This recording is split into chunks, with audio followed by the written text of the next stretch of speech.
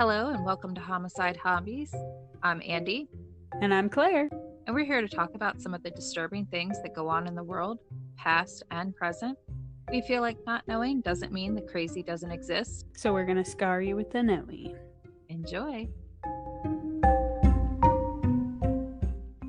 So, what do you got for us today, Claire? Today, we're going to the Big Apple.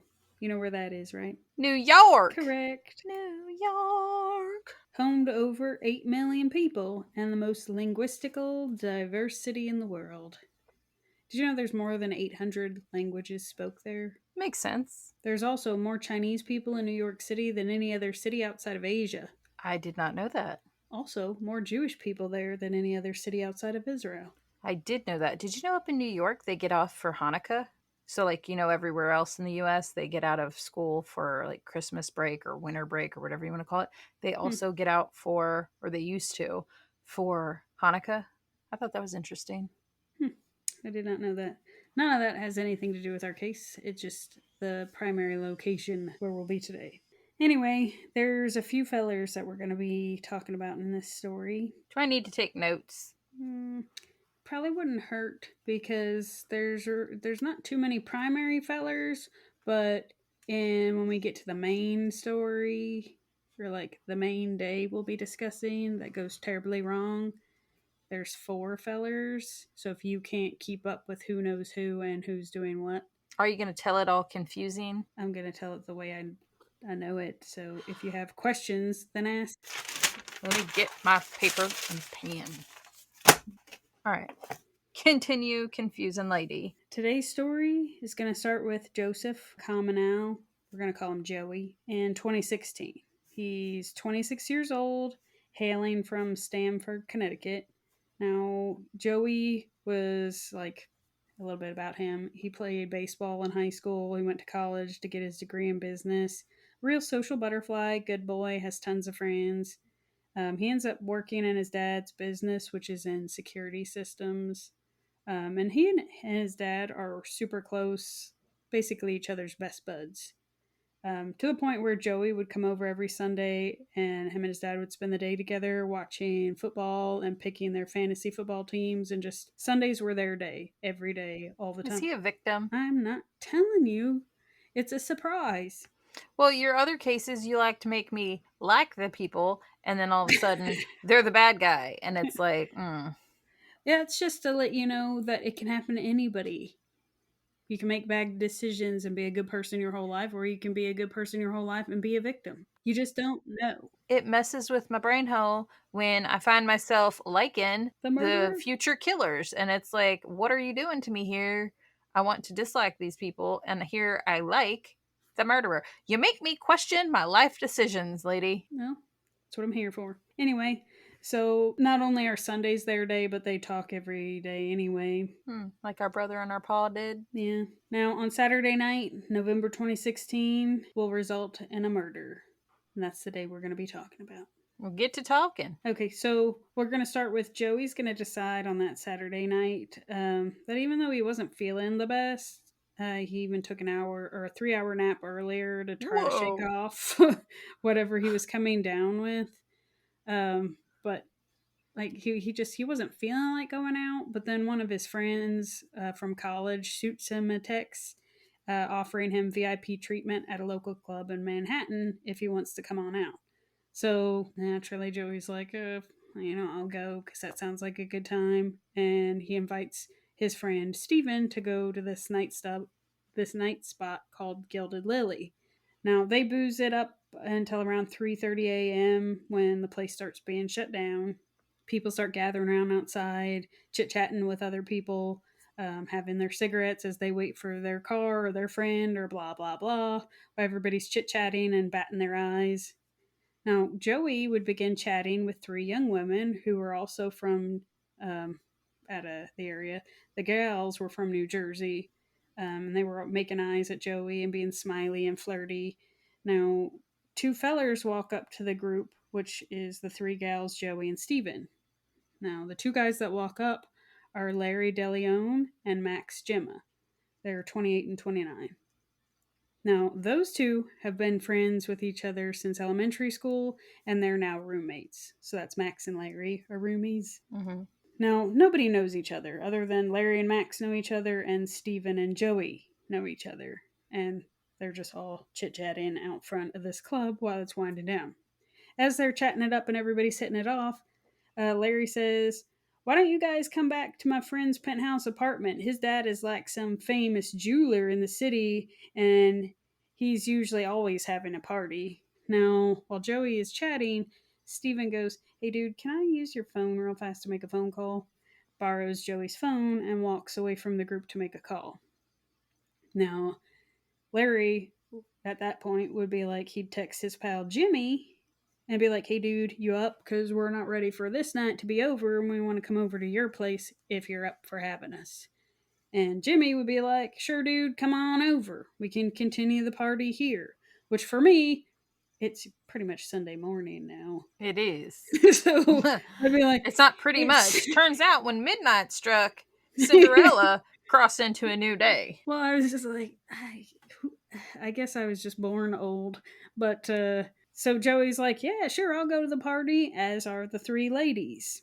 Now, they would head over to Jimmy's place via 2 taxis. Now, mind you, Steven is still on Joey's phone. He turns around and the group was gone, which I was like, that's so fucked up. That's so messed up. Especially since Steven's the one that got Joey to come out in the first place. No. So the friend that runs the club or was in charge of the events for that day, or the promoter for that club, invited Joey out. Joey didn't want to go by himself, so he invited Steven to go with him. Whatever. That's even worse, because that means that Joey got Steven to tag along and was like, "Peace out. Don't know where you went." And he left his phone.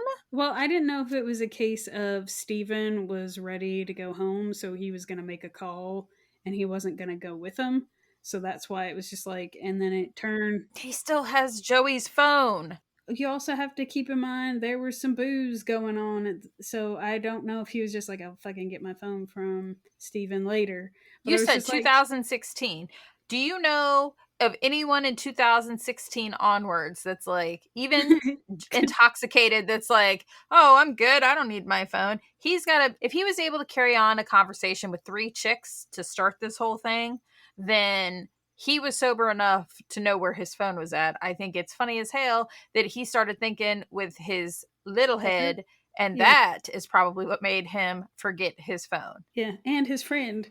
But I was just like, Steven turns around and the group's gone. So it's like, well, if he had wanted to go, that was real shitty. But I think it was the opportunity to head uptown and go to a penthouse party and schmooze with people who have money. That, and then 3 gals that seemed to be batting their eyeballs at him. So I think that's why he jumped, literally, into the taxi. Now, if you're like me and wondering what the fuck are these gals doing that they just load up in a cab with fellers they don't know at 3:30 in the morning, one of the girls will take a picture of the guy she's in the cab with and sends it to her friend to let her friend know who she's with and where she's headed, just in case. Still a what the fuck moment for me. But she claimed it was just a precaution and none of her or her friends felt threatened at any point that night. So just to be clear, that photo, all that was when I turn up missing, this is the feller I left with. Dude, but I wouldn't be like, so if you feel like you need to do that even in a joking way, maybe you shouldn't be going down this path, ma'am. So I know this has really nothing to do with this, but you did it. My second oldest daughter, she just turned 11. We were just having a random conversation one day about like if a stranger grabbed her or whatever. Don't stop fighting. Always fight. Scream, fight, kick. Do not leave where you're at with the feller. She goes, "I would scratch him real good so they could get his DNA from my fingernails." And I was like, right. So if they're scraping your nails, it means that we found your body. We got to keep fighting. Not just get DNA under the nails, but to have the mentality of, if I get attacked, this is who I was with, or this is, I can't, don't think like that. Let's prevent the attack, ladies. Yeah. Anyway. Don't go with strangers. Don't be like, "Well, I'm going to roll the dice and see what happens, but just in case, here's his picture." No. Yeah. Check under my nails if you find my body, Mom. Like, no. No. Well, regardless, her and her friends say they didn't feel threatened. It was just a nice night out and they weren't ready for it all to end. So Joey heads with his newfound friends and leaves Steven behind with his phone. Turns out people that were attacked by Dahmer also didn't feel threatened at the time. So Steven heads home and figures he'll just see Joey sometime the next day and give him his phone. Now, they arrive at Jimmy's place, and his apartment is on the fourth floor of the Grand Sutton Apartments in a real nice part of New York. And his father's apartment was in the same building, but on the 32nd floor. That's a big building. Okay, so I realize we've gotten sidetracked a little bit, but you get that Max and Larry are roommates and pals, known each other their whole lives. Jimmy's apartment is who they've headed to. On the fourth floor, his pa's apartment On the is on the 32nd. 32nd floor. Joey knows Steven. Steven's got no phone. Well, Steven's gone. Steven's got Joey's phone and he went home, and Joey has just paired off with these 3 fellers and 3 chicks. So 2 fellers. Well, Jimmy's the third. Because now Jimmy, yeah. But so the gals don't know any of the dudes, and Joey is the only one who doesn't know anybody because the girls all know each other and the boys know each other. So Joey's the outside one coming into this. So when they get up to Jimmy's apartment, Jimmy would answer the door in just jeans, no shirt, and introduce himself as James Rackover. He's half naked. He's ready for this party. He pre-gamed.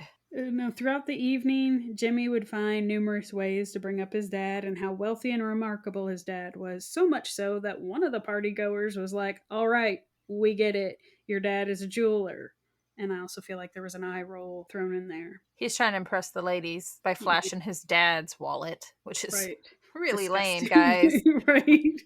Like, so Jimmy and Larry had been best friends for all of 8 months. Now, they hit it off because they both loved sports and working out. Now, Larry's lifelong friend slash roommate Max, whose dad is a real estate developer, deals with like billion-dollar estates. All of these 3 come from a whole lot of money. Now, Max isn't a fan of Jimmy's. He finds him annoying, he finds his flashiness irritating, and just really finds Jimmy all around a strange person. And now, mind you, Joey meets all of them that night.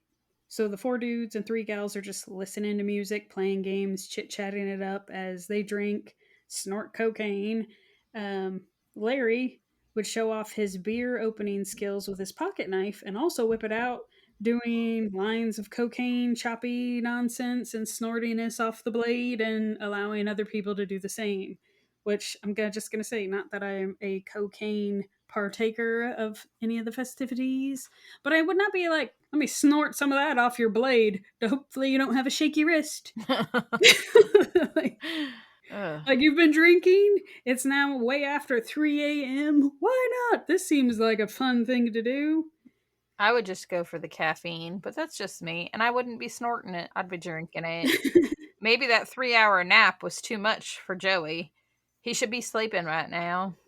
So Jimmy and Larry would joke about which one of them was the alpha male, lightheartedly, apparently, bragging about how much they could lift and challenge each other on push-up competitions. I feel like this is basically, they're all strutting their stuffs in front of these gals. Yeah, they're showing off and they're all coked out, so they're all stupid. Yeah, so they're bragging about how much they can lift and having push-up challenges. That competitive spirit somehow turns into a lap dance competition, and Jimmy and Larry will take turns practicing their best stripper moves on the gals. Oh my gosh, when you said that, I thought it was the girls were like, oh, no. They can do push-ups. Let me give you a lap dance. No. Okay, so these fellers really, so they do a whole lot of working out. They do have nice physiques. So I think they're just so obsessed with themselves that they're just rubbing up on themselves and using the ladies as their pole. What was in their coke that they started fondling themselves? Apparently testosterone. All right. I picture like the people at the gym who are just like mesmerized by their own reflection is what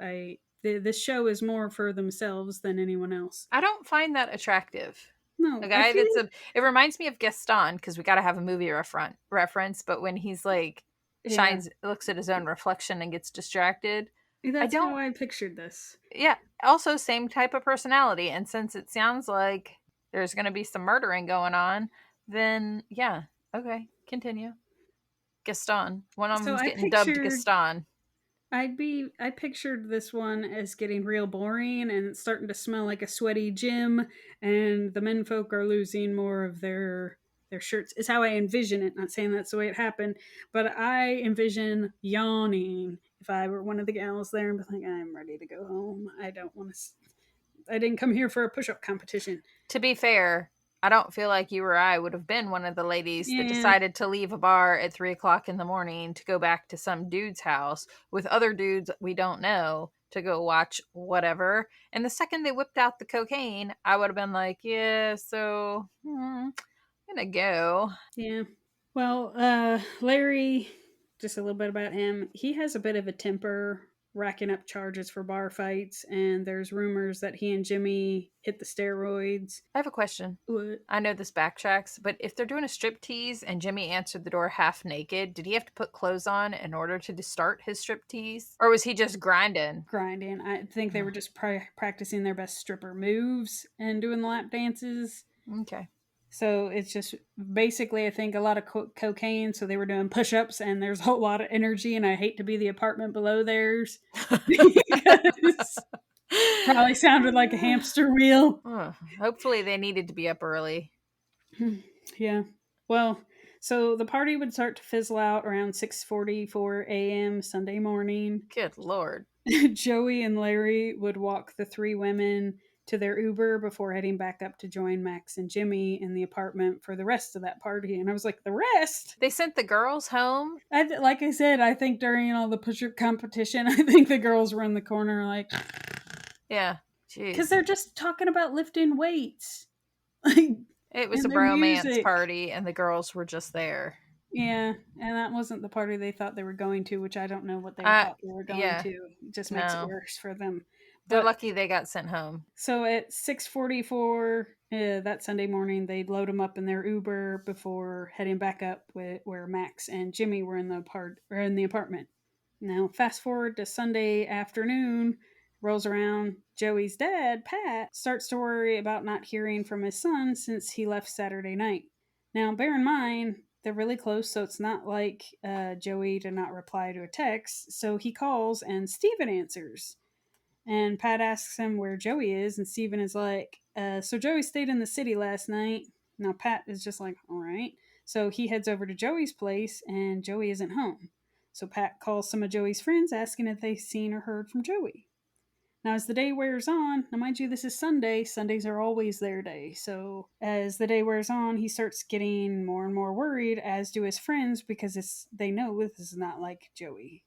So his pals turn to social media and utilize the locator feature that you can tag where you're at to be able to track Joey's steps.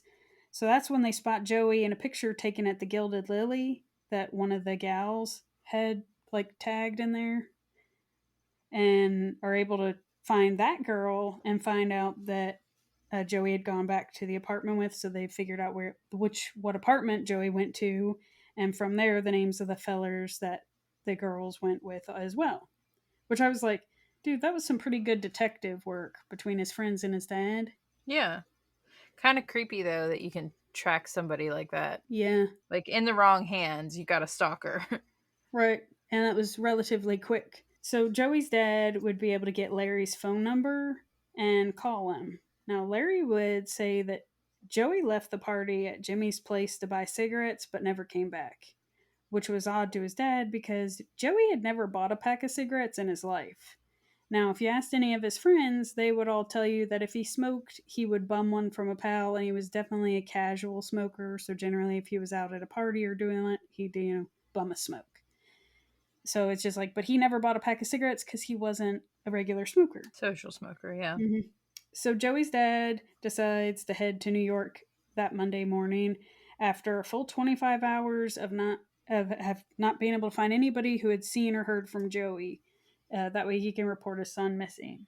He would get there and give all this information to a detective. The detective would call Larry, and Larry would tell him that Joey left with the three ladies in the Uber to go home. So Pat is like, let's just go to the building because this is bullshit. You know full well, like, we're in a city, it's a nice neighborhood, there's cameras. Yeah. And let's see what we can shake out. So they head over to the apartment where Joey was known to have last been seen and see if going in person changes anything. Now, they also, I don't know if you are aware of in this day and age, that like police officers can pull up like the cameras of the city Yeah. The and street pull up. Right. surveillance type stuff. Yeah. Uh-huh. So he pulls that up to take a peek at the NYPD's network of security footage, which, side note, again, I think that's cool as shit. Now, the video shows at 6:44, Larry and Joey come down into the lobby with their gal pals. Pat identifies that that is Joey, and the two continue to watch, expecting to see Joey disappear down the sidewalk into a cab. But instead, they watch Joey turn back into the building with Larry, which was not what Larry said happened twice now. So the detective gives Larry a call, confronting him with the fact that they just saw the security camera footage, and on top of that, the girl from that night had confirmed that Joey did not get in the Uber with them, and the video shows him walking back inside with him. Now Larry gets all squirrely, talking real fast about how there were lots of drugs and alcohol involved in that night, and it was just a crazy night, and that he doesn't remember really talking about any or remember anything, and then hangs up. So the detective calls up Max and Jimmy, who stick to Larry's story, which we know is bullshit because there is literally video showing he did not get into an Uber. So these three morons can stick to, oh, he left in that Uber, but you have evidence that they're all lying. I never understand that. Of like, I think they think if they stick to their story, they'll eventually believe it, but it's like there's literal security footage. You want to watch it?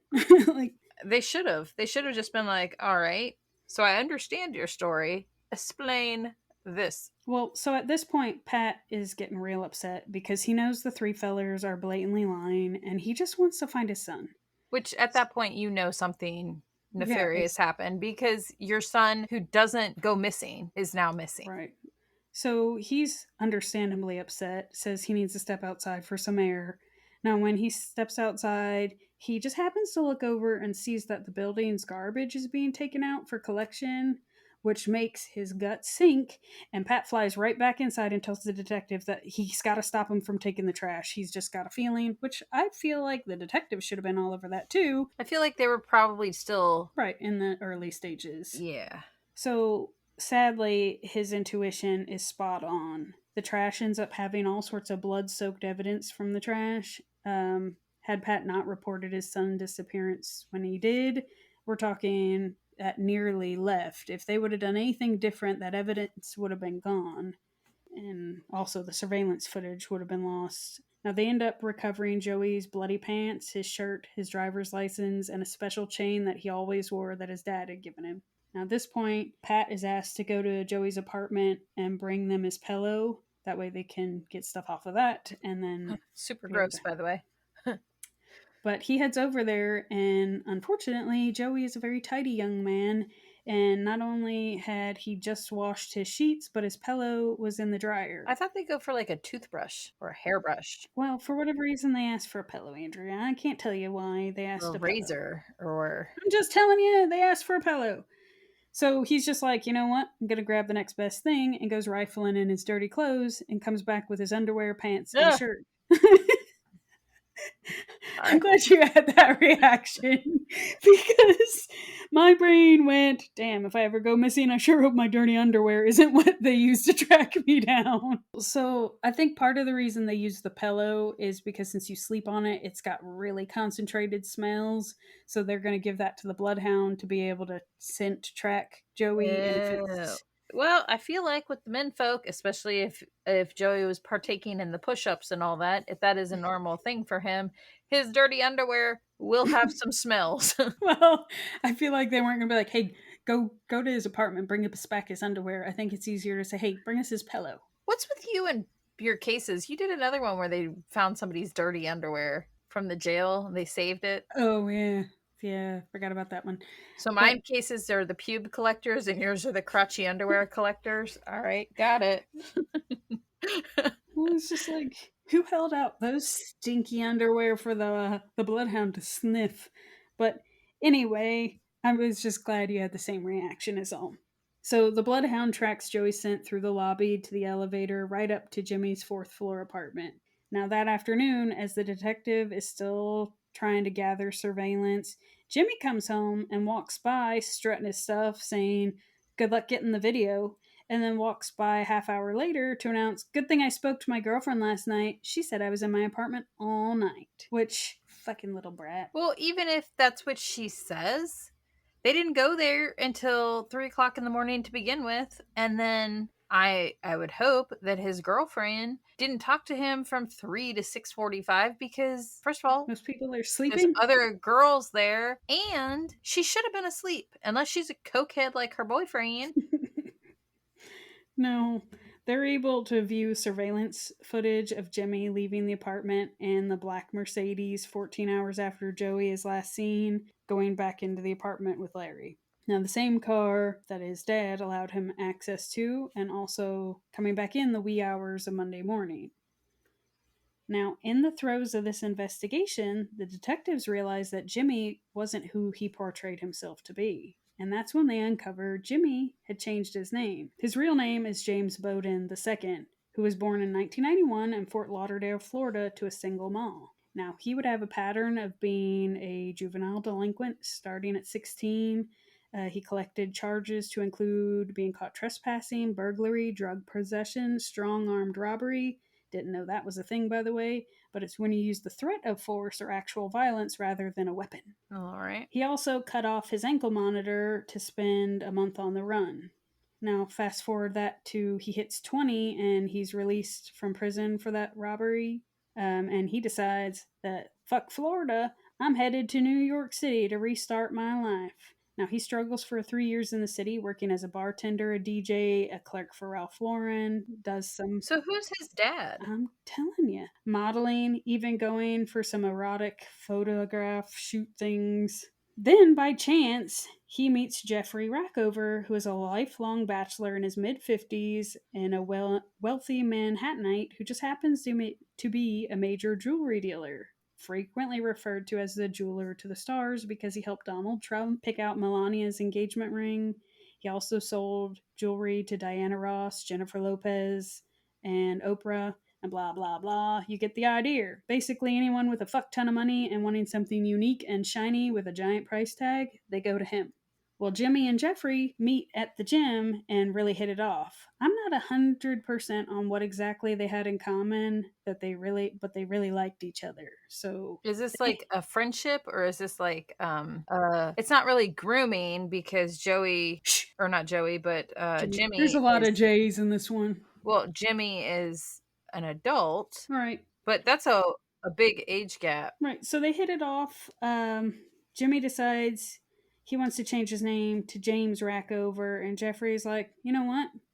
I'm okay with that. Because after all, Jeffrey would say he saw Jimmy as his son, and although he didn't formally adopt him, he was okay with him changing his name and allowed Jimmy to think of him as his Paul, since he didn't have any children of his own. And you figure Jimmy didn't grow up with a dad, so it's like they both fulfill that in each other. But then, oh no, Jimmy's roommate gets heavy into drugs, and Jimmy fears he'll have to leave New York and head back to Florida because he can't make it in this big city all on his own. But alas, hold your tears, little Jimmy. Your fill-in Paul Jeffrey is here to the rescue. He just happens to have a spare apartment available in his fancy building that he resides. So it's kind of a rags to riches story for little Jimmy. He would then be encouraged to enroll in school and be taken under Jeffrey's wing to be guided towards success. Jeffrey sounds like a nice feller. Yeah, and Jimmy really needed that push in the right direction considering his rocky first 20 plus years. Yeah, troubled youth, and now he sounds like he's got a good male Role role model. model. So Jimmy starts living the life that is dripping in all the finer things. Ew. Spending his summers. That was a gross way to describe it.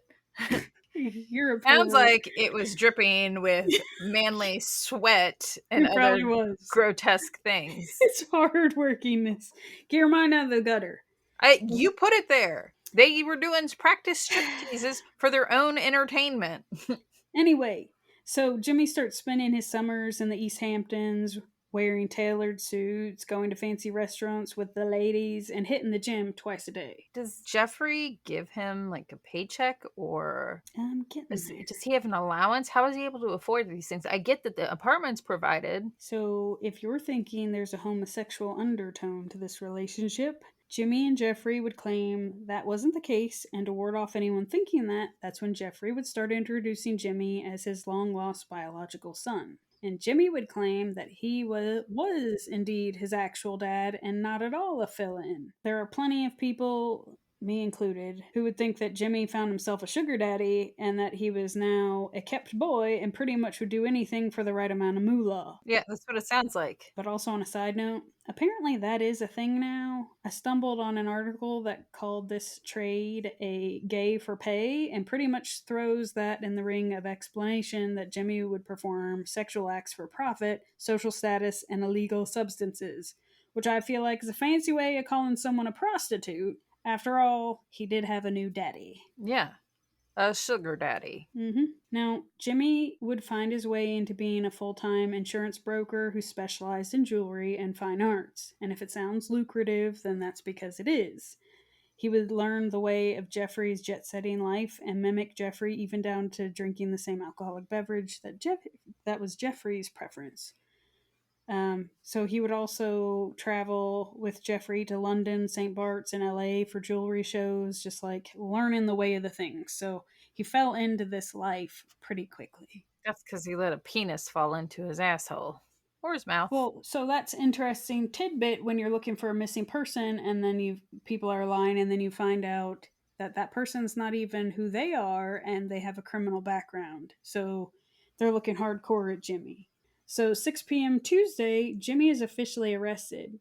He was held on driving without a license while police continue their hunt for Joey. Now, Jimmy was put in a cell with an undercover officer, and over the next 10 hours would run his mouth and have fits of rage saying, "There's no bail for murder," which wasn't arrested for murder. But Larry would agree to meet to talk to detectives that same evening that Jimmy is arrested. Larry would admit to punching Joey, but that Jimmy did the killing. Now, sobbing, Larry would tell where they could find Joey's body. One of the women at the party had a video from that night that showed plenty of drinking and cocaine and even part of the lap dance competition. Hey. Now, the detective would go out to the area that Larry told him they went to with a cadaver dog, and it would be around 3:30 a.m. Wednesday when he would see a hand sticking out from the mud. The detective would then drive out to Joey's dad's home to break the news that no parent wants to hear. Naturally, Pat breaks down when he saw the officer pull into the driveway because he knows, like, it's the wee hours of the morning. And it sounds like it's the longest he and his son have gone without speaking. In his Right. gut, he knows that something is wrong. It's real sad to see the interview with his dad because that was his person. And in that moment, that's when, as much as he hoped to find him alive or just injured or something, that's when that hope is lost forever. And he has to come to the realization he'll never have his boy back. That's really sad. What's with you and the cases with the dads? It's real sad. I felt real bad, and it's real sad to watch him talk because even years later, because this is 2016, right? Years later, I mean, he still tore up about it. Yeah, you can hear the heartbreak, I'm sure. Yeah, like he still sobs. Like he can't. I feel for him because I'll tell you what all occurred, but it's just like, so what happened? Now, when Joey and Larry walked the three gals to the Uber Sunday morning, Jimmy would decide that their cocaine supply needed a refreshing, so he would head up to Jeffrey's apartment and rifle through the safe in his pursuit for drugs. Where the hell was Jeffrey? He's asleep. All right. He'd be gone a few minutes. Now, Max would claim he passed out on the living room couch because it's 6:45 Sunday morning and he's tired. He ran out of his cocaine and passed Dude, out. everyone left the apartment. He had seconds of by himself and he just went, I don't blame him. Yeah, all the drugs wore off and he just passed out. Got it. He was probably, his eyelids were probably drifting when Jimmy's like, I gotta go get more cocaine. So I'm not a cocaine doer, but I would assume it's kind of like when you have like a little kid with a sugar high. As soon as it wears off, they just crash and burn. Like, I have you ever figured. watched those videos where you see a little kid that's sugared up running around, and then the next clip is of that kid like face down on the floor drooling? That's what I Yeah, mentally picture. it's probably pretty accurate. So I believe when Max says he passes out on the living room couch under a blankie, that's probably true. Now he would say, that's Max that is, that he'd wake up that Larry and Joey were fighting. Now, Joey got hit several times and was knocked unconscious on the hardwood floor. Now, there was media speculation that Larry had tried to put the moves on Joey and got offended when he wasn't into that, and I'm not sure where that story came from, but it was out there as a theory. Now, Jimmy would claim that he didn't see the fight because he went to go for a cocaine run. Upstairs. Larry would say that when Joey and him got back to the apartment, that they would have another drink at the living room table before Joey would scream at him about how Jimmy was getting cocaine and he had brought the cigarettes, but what the fuck did he bring to the table? Apparently, repeated this twice while slamming his hands down on the table before Larry flew into a rage, got up, and started hitting him again and again and again before picking Joey up and slamming him into the ground, knocking him unconscious. Now, at this point, You said they do steroids, yeah, so they got some roid rage and some some cocaine and cocaine, alcohol. Sounds like right, a and real. like asleep. Turns out with that cocaine, they don't need it. Now, at this point, according to Larry, Jimmy was already back from the cocaine run and said that while he like jumped in on hitting the unconscious boy on the ground, Oh, that sounds like fun. that's what you get for fucking with my boy. Before continuing to kick him on the ground, even slamming his head on the ground at one point. I'm glad he's unconscious. Now, unconscious Joey is struggling to breathe, making gurgling noises, and blood started to pool on the floor. This is supposedly the point that Max wakes up to this bloody mess. That part I don't believe. I No. think it all happened so fast, but why would you wake up at that point? I feel like once the screaming started, he woke up and it just all happened. However, maybe because it happened so fast and he was so narcoleptically passed out that you know how when you first wake up and you're exhausted, you and I both know that we pass out when we start watching movies with our husbands. So, when you first wake up, you're kind of groggy and you're looking around like, what the heck's going on? Perhaps that's where Max was at. And by the time he realized what was really going on, Yeah. maybe he tuned him out. I'm imagining these guys trying to dry hump the floor while they're doing their strip tease. Perhaps he thought the wrestling or whatever wasn't as aggressive as it turned out to be, so he kind of Mm, ignored it and just tried to sleep it off. yeah. Is what I would think. Or maybe they like random bouts of being loud anyway. Yeah, and by 6:45 in the morning, with all the things they've done, I'm guessing he was heavily asleep. Sleepy.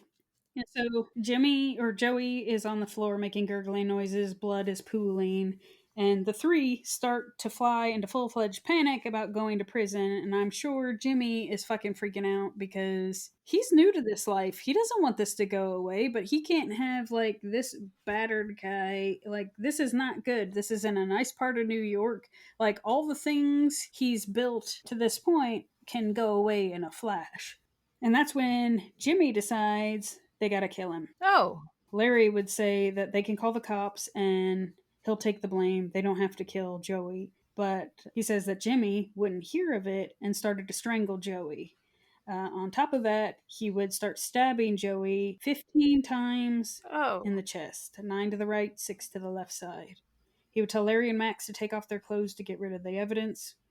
Then he starts the cover up. They grab Jimmy a just knife, wanted to see them naked. probably so. They grab a knife from the kitchen and drag Joey to the bathroom where they think they will dismember him in the tub Oh. and then drag him out or take him out of the apartment piece by piece. Unfortunately, these fellers have seen far too many movies and it's not as easy to dismember a body than they thought. So they give that up because this is just making more of a mess. There's a frenzy of cleanup to get the blood up with the bleach and paper towels. Max is told just to get the fuck out after he gets a new set of clothes so that way Larry and Jimmy can finish this up. Yeah, because I can imagine if I was asleep and woke up to a murder Yeah, in progress, I would be freaking out. And I'm guessing that's what Max was doing. And they probably were like, get the fuck out or you're next. yeah. So Max is like, fine, I'm fucking going. So Max walks right out of the building, past the front desk, past the doorman. Not even when he's outside does he call 911. I hope he gets a charge too. Now instead, he calls a friend to come get him and carries on his life as if nothing happened. That's disgusting. Now, like I said, the dismemberment turned out not to be so easy, so they throw in the towel on that one. They instead wrap him in plastic. I would assume it was the shower curtain because that's everybody's go to, and then wrapped him in a comforter. But then now they're like, how the fuck are we supposed to get him out of the apartment without being seen? Now, mind you, all the drugs, all the alcohol, all of that starting to wear off, and all of this work is making them awful hungry. So they're like, let's just leave him in the bathroom for right now. Let's order us some food Oh, because we're real extra hungry and get us some extra toppings while you're at it. And I guess they probably thought that they stood a pretty good chance at getting away with all of this because they didn't know Joey. So all that was left was if they clean up real good and get rid of the body, there's no ties back to them, is what these two are thinking. Now they wait until the cover of night.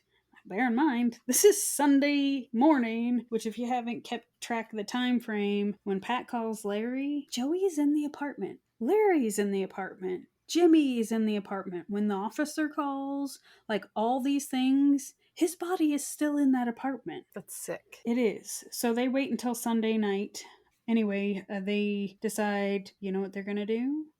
They're going to take out Joey's body from the window.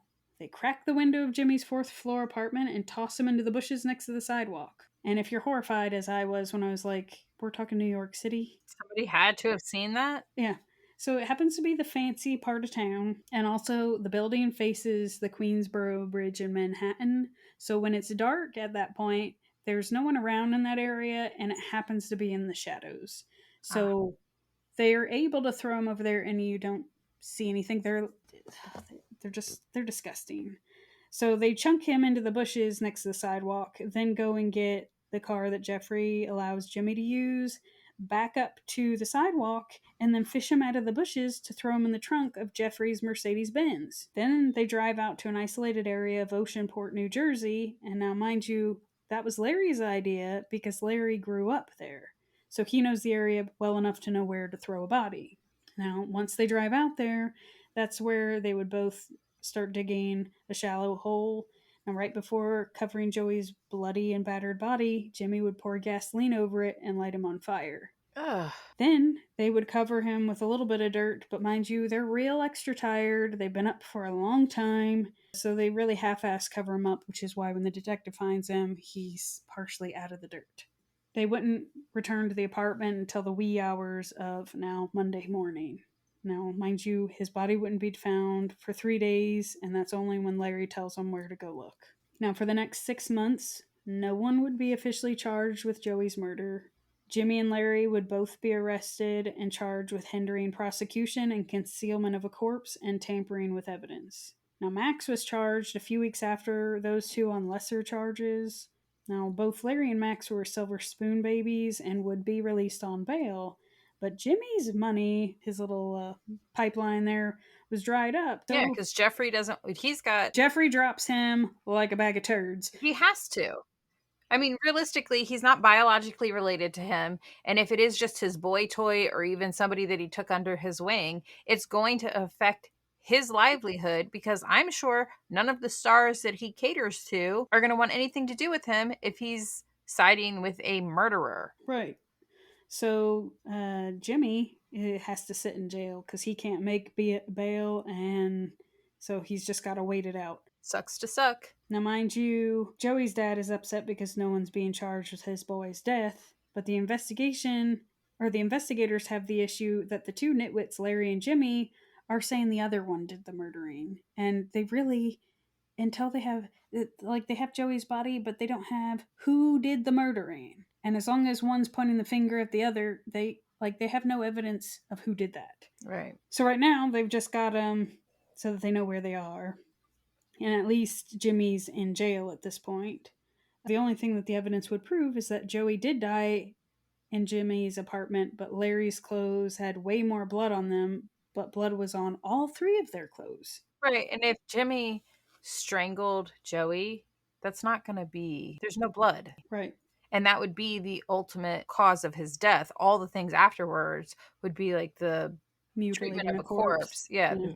right. So, Now, it wouldn't be until early 2017 that the FBI would get involved over Larry and Jimmy's drug activities when they would find a witness. Now, Jimmy's former best friend was this feller, Luis. Now, apparently, they were former best friends because in the early 2016s, the two started this illegal sports betting book together that left them in the hole 40 grand. And Louis blamed Jimmy. Now, Louis would go to his parents about the debt, who would pay the balance because all these people have money except for Jimmy. Jimmy's trying to fit into a world he doesn't belong. Now, naturally, he would be in serious trouble when he asks his parents to cover that $40,000 loss, and his dad would grill him to until he admits his role in the stupid idea, because he initially was just blaming Jimmy for it all. At least his dad thought there was more to it and grilled his son until he confessed. well, yeah, because if you're being forced to fork out a bunch of cash, I want to know what the hell's going on. I deserve that. And if you're giving me some BS story that somebody else racked up this debt or whatever, why am I responsible for it? This doesn't make sense. Connect the dots, please. Now, if you're wondering why Jimmy wouldn't be held accountable for any of that, because he was part of it too, and I get he doesn't have money, but it seems a little uneven. Jimmy's leverage to not having to pay his part was that he had security camera video from his apartment of Louis having sex with prostitutes on Jeffrey's bed. You. And he was threatening to make those public, and not only that, but to show his girlfriend. Which that's a different kind of you, and also what the fuck is with everyone having some level of prostitution ties. It's just like this whole thing. But also, I don't care how nice of a prostitute she was, of somebody having sex with a prostitute in my bed, even if they weren't a prostitute, don't have sex in my bed. No, it's gross. But you can see how that friendship turned belly up pretty quick. Yes, boundaries. Boundaries are a necessity, people. So Louis would claim that Jimmy came to him that Monday afternoon after the murder when police were searching for the surveillance footage at his apartment building. Now, here he would say that in the locker room at the Equinox near Jimmy's apartment, Jimmy would say, Larry got into a fight with this kid in my apartment, and Larry knocked him out unconscious. I gave him a few licks too, but I didn't want a dead body in my living room, so I slit his throat and I stabbed him, and then we wrapped the body in the comforters. What? Nat- That's literally the opposite of what he just said. No, naturally, Louis thought he was just pulling his leg, saying, "James, you're a good little Jew boy from Manhattan. Oh, You're not from Goodfellas." But Jimmy would swear to him that he was serious.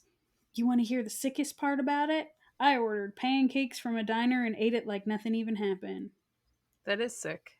Louis still didn't believe him, but when he went to head home is when he saw the police outside Jimmy's apartment, so he called his mom and then his attorney. Which I was like, you figure this takes until February of 2017 for him to go to the authorities? He saw them that day. Like, Well, I'm curious what his attorney told him.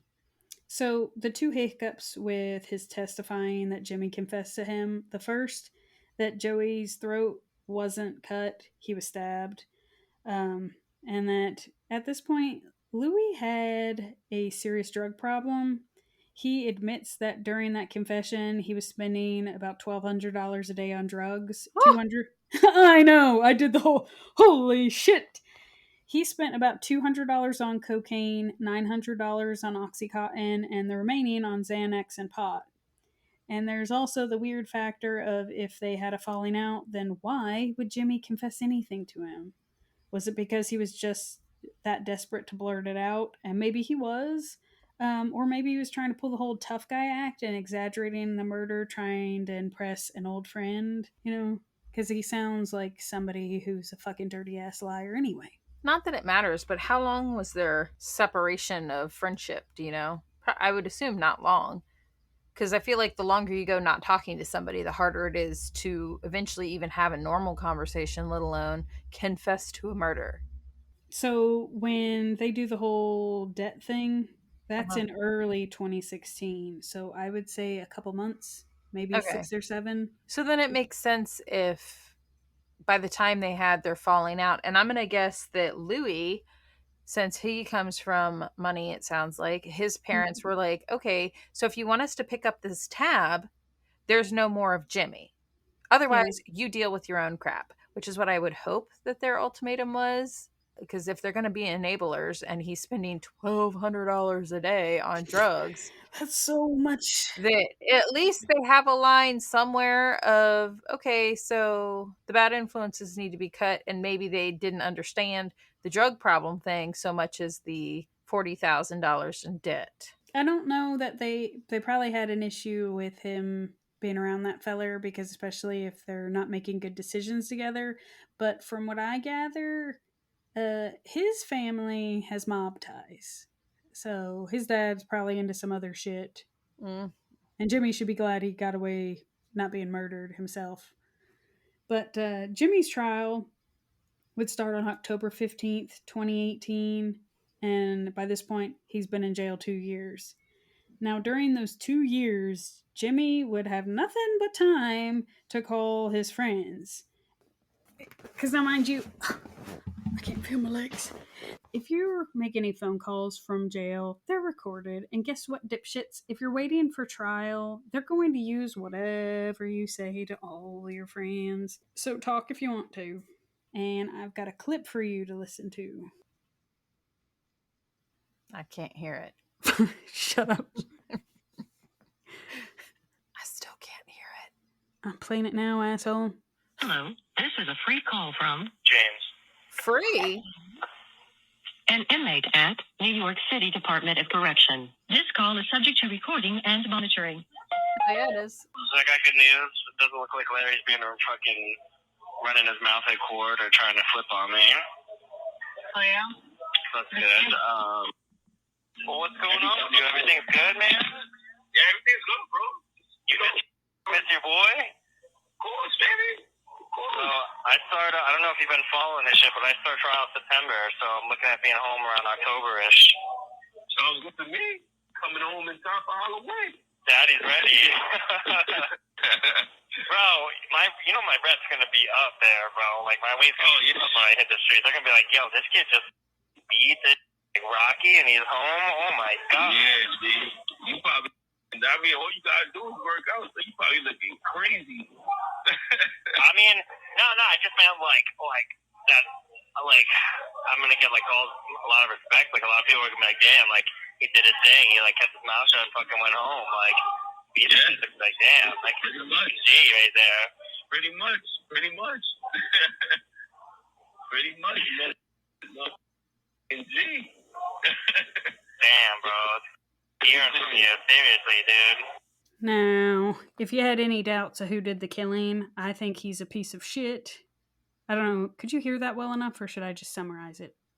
No, I mean, I got it for the most part. He sounds like he's bragging to his friend that he did it and he'll be home soon because his friend Larry isn't going to turn on him, and that his trial's going to start and then he'll be home and he's going to have this mad rep. But at the same time, you could, with a good defense attorney, it's you could take that as Larry's not trying to blame it on Jimmy, and because it'll be shown that it's free, or he gets off scot-free because he didn't do anything, he should be home.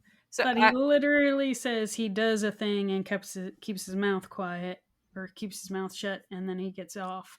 Right, but if he claims with a good defense attorney that his part was simply giving Joey a few punches or kicks, but not the act, like, you know what I mean? Like, with a good attorney, he could argue that phone call wasn't as... Yeah. I don't know. I don't like Jimmy. I think he's a cocky little shit. I think I think it was one of those kind of like Julius Caesar wise of everybody piled on. And how do you say who delivered the final blow? I think he's a guilty piece of shit. I think Larry's a piece of shit. Yeah.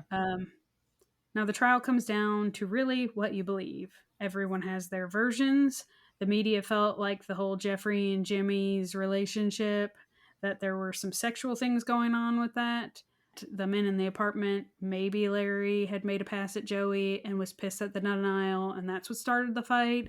Larry would stick to his story of Joey started that over cigarettes, and that's why they fought, but he didn't kill him. Jimmy did, over panicking, which is really stupid because an assault issue, you could say the whole drunken nonsense in an apartment and got out of control more than you can. Let's just hide a body. Unless it sounds like Jimmy was more worried about being cut off from Jeffrey, and maybe Jeffrey was like, look, I will take you under my wing. He'll be his little sugar daddy or fake daddy or real, whatever the hell their deal was, but was like, but you got to keep your nose clean. Not literally, because apparently Jeffrey's okay with the cocaine, but meaning stay out of trouble, nothing serious kind of deal. And the assault in the apartment that's being provided for him would put it to where he was afraid of losing all his, which is still stupid. Yeah. Now the courthouse would be packed with Joey's friends and family, and very few were there to support Jimmy. Now, if you were curious, Jeffrey does not show up and was advised to keep his distance between him and Jimmy. Now, he does pay for Jimmy's defense, I was going to ask. The retainer, but he cuts him off after that. Now, the evidence would show that Joey did die of the stab wounds to his chest. The autopsy pictures, his dad would have to leave the room for that because it would show Joey's charred body, the gash wounds on his chest from all the stabbings, and the hack job to his arm, where even though that was when he was dead, but it's where they tried and failed to dismember him. Larry would say he saw a knife being pulled out of Joey's head. Now, mind you, there was no knife wound to Joey's head, so I think drugs and everyone's memory was fucked up. Or he closed his eyes and just saw, like, I would picture Jimmy straddling Joey, and if he's raising the knife above his head and bringing it down, it could have looked like it was going to go into his face or head, but it really was going down into his chest. And if Larry looked away at all, he wouldn't have seen where all the blows went to. Yeah. Now, Jimmy would say that Larry had already killed him when they dragged him to the tub, and he stabbed him out of frustration for the dismemberment not going his way, which, if they can prove that the stab wounds are what killed him, then that's not true. But it could also be in his drug-induced state that he was in. He thought he was dead and then did the stabbing. He claimed he stabbed him out of frustration. Yeah, right. Now, all the while, Larry claims he was pleading for Jimmy to stop, and Jimmy would say that he came back to Joey already dead and only helped with the cleanup. And Larry is just full of shit with his version, so believe him, not Larry. And then you got Max, who would say, I was just a bystander, and that's why I left, because I wasn't helping with any of this shit. But he also didn't turn anybody in. Yeah, I think they're all pieces of garbage. Larry and Jimmy are 100% pieces of garbage. Max and Louie are also pieces of garbage because once the information was seen or heard, they still chose to do nothing about it for a while. And Jeffrey sounds like a pervy piece of garbage who I thought sounded like a decent feller till you're telling me he's got a safe full of cocaine. And well, evidently he didn't. That's why Jimmy was like, damn, I needed more. Jimmy's just a freeloader. Jimmy rents out his asshole, so prison will be the perfect place for him. Except for the fact that he did it for money. He ain't getting it in prison. Maybe he'll get some ramen noodles in exchange for a blowjob. He did it for status and items, so he'll have all the cigarettes his asshole can handle. Anyway. He can puff away. So again, the biggest problem with this case is there is no evidence as to who did the stabbing. If you tell me, they get off. Now, it was 5 hours of deliberation. Any guesses how this goes? I'm hoping it's not on the probable cause that the other one did it because they're pointing the finger at each other. So then by default, they both get off. And I'm going to be pissed. Okay, so 27-year-old Jimmy would be found guilty of second-degree murder, 2 counts of hindering prosecution, and concealment of a corpse. Good. He he is sentenced to 28 years to life in prison. Now, a month later, Larry would plead guilty to manslaughter. He's sentenced to 23 years. Now, Max, who was never charged with Joey's murder, took a plea deal for hindering prosecution, and he would get a 6-month sentence. Now, he would serve 4 months and would be released August 2019. Now, he started working on his MBA and hopes to get into real estate just like his dad. Now, Jeffrey, if you're wondering what he was up to, he would move out of the apartment building. He still works as a jeweler to the stars in Manhattan, but I think in an effort to move out was to move away from all of this. And then Louis moved to LA to be an entertainment concierge, and Jimmy is working on his appeals. Now, even 3 years after Joey's death, his dad is still grieving the loss of his son and best friend. And when asked how often he visits Joey's grave, his reply is every day. We talked every day, so I go talk to him every day. That's sad. Dude, if you hear him say that, it tears you up. So it's just like, I feel for him. I mean, Is he not married? He is. I'm not saying that his wife is less, like I get it. I'm just curious because that was his boy. Right, but you got to vent to somebody, and it shouldn't. I don't feel like it's healthy every day. I hope it's in his backyard. I hope not. And I sent you pictures or on our email, of the bloody pants, the bloody sheets. That way you can see what Jimmy looks like. You can see what Joey looks like. Joey's dad, Jimmy, and Jeffrey. It's opening. So that first picture is Jimmy and Jeffrey. Yeah, I figured. Put him in his little suit. That was one of his photography pictures. That's why I said, like, the fellers are all in very good shape. But I do think between the drugs and steroids that some very high testosterone in there. Joey was a cute guy. He looks like a sweet boy or young man. I mean, I guess he's not a boy, but he looks like somebody who was on the baseball team, friends with everybody. He gives that vibe. Jimmy looks like a little piece of shit that is somebody you can't trust. Yeah. These guys look like they're full of themselves. And that's why I was saying, when I picture like the whole stripping in the apartment, all of that. And not to tarnish Joey, and I realize I might get some hate on this one, but he's not so innocent, because the fact that they were doing drugs and when the girls left, he had the opportunity to leave. Not victim shaming. I'm not saying that. I'm saying he might look like he's a nice kid, or nice feller, but he wasn't like that naive to the point of he just got jumped. He was up to no good, just like the other fellers. He's trying to fit in with those guys, and I realize he might be close with his dad, and nobody deserves to be murdered like he is.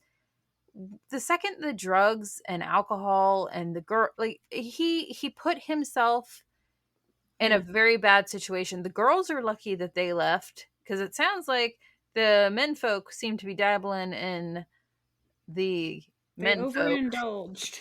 Well, it sounds like the menfolk are interested in menfolk more than the ladies, and it sounds like Joey went there because he was following the females.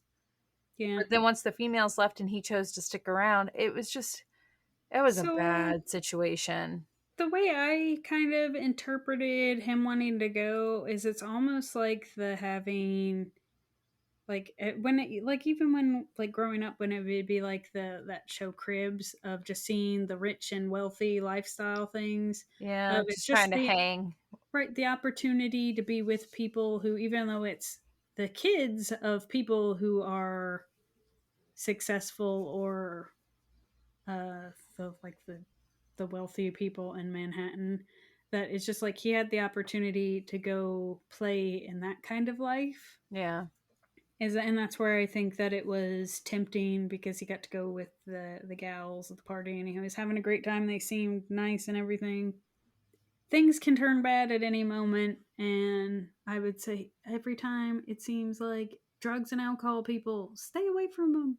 I wonder if Steven had gone with, if it would have escalated to that point or roped into that mess. And I think they probably would have left. And the only reason I say that is because I feel like when Larry and Jimmy were all like, who can lift more? I feel like if you were the other dude, that it doesn't seem like Joey was a bragger of what he could lift. And let me show you how many push ups I can do.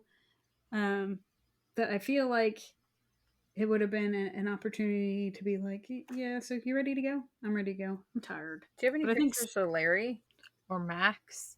that's Jimmy, and then on his left is Larry. I thought Jimmy was the one in the green or khaki color. He's on the right. The white shirt is Larry, and then this one is Max. Sorry. Are you laughing because Max does look like a little bit of a bitch? Yeah, a little bit. You know who he looks like to me? That episode of Friends where Chandler gets a roommate. Yeah, and he's like He's crazy and weird Yes. and puts the goldfish in his pocket. Yes. That's who he. That's he looks like a younger That's who version I of that thought of. feller. Yes. That's real sad. Those girls are lucky though. Yes, because it could have gone terribly wrong, but I don't know. Did the girls testify at all? Other than he didn't get in the car, but I don't think they needed the girls because they really didn't witness anything. And other than they had the surveillance footage, and then the one girl was willing to say that he did not get into the Uber, but they have. It's almost the security footage is better than a testimony because you can see with your eyeballs he did not get in the car. The girls could have testified to the atmosphere when they were there, the drugs, the alcohol, the stripping or stripteases, whatever. Lap dances. I think the one girl did. Well, that's what I'm asking, is if they testified. Oh, it's real sad. I feel sorry for Pat and his wife. She apparently took it better than her husband. Well, I'm sure she misses her son as well, but he hasn't coped. Oh, and the other side of this one, I didn't leave it as a primary thing, and if the lady finds out, whatever. But Joey had a girlfriend, but they were on again, off again, and apparently the night that he decided to go out was they were off on the outs. Yeah. But it's like, she always thought eventually her and Joey would get married, so it was like, I don't know how healthy that relationship would have been, but it's real sad. Yeah. But I hope Jimmy never gets out, but the likelihood is that he will. And the other feller will be out too, and those two will carry on. Well, the one is already out, but the other two fellers and Larry's a piece of shit. Even if he didn't kill him, he's got some rage issues, and unfortunately, he's got a wealthy family behind him, so when he gets out, he'll continue life as normal. I think Jimmy is the bigger piece of garbage in this situation. At least he won't have money backing him when he gets out, because I'm guessing the other feller, Jeffrey, has moved on. I'm sure he's got plenty of money. He can just find another side piece, or I'm sorry, his son, which I don't believe at all. I think absolutely his asshole was open for business whenever Jeffrey needed it. It was a pretty woman story, only Jimmy was a woman. Anyway, that's all I have. I had no comments to that, if you couldn't tell. I figured you were taking it in, because I did do the whole, I have mixed feelings, because it just, not to say a grown-ass man can't take a younger feller under his wing and offer him things, but my brain hole did even if you have all the money in the world, I find it hard to believe you'll do all these things for nothing. Yeah. Maybe that makes me a cynic. I thought Jeffrey was a nice feller, but... Well, I'm not saying he wasn't, because I think he's probably a lifelong bachelor because he's been closeted his whole life. Which is sad for him, but he's not as genuinely kind as I thought. He's paying for a secretive side piece. Well, we don't know that. I'm just saying I think it's more likely than not. And if it's not the case, my apologies to Jeffrey of he was trying to do a nice thing for a boy that didn't have a paw, and he was trying to scratch the itch of not having a son and being able to show somebody something. I hope it was that that much niceness. But He was trying to scratch the itch on his prostate. you would think he would charge him rent or something, but apparently I feel like he was getting his rent somewhere else. Is this thing on? What? I said he's trying to scratch the itch on his prostate. My brain hole wouldn't absorb that. No, but somebody else's hole absorbs something else. Ew. You have a sickness. That's all I've got.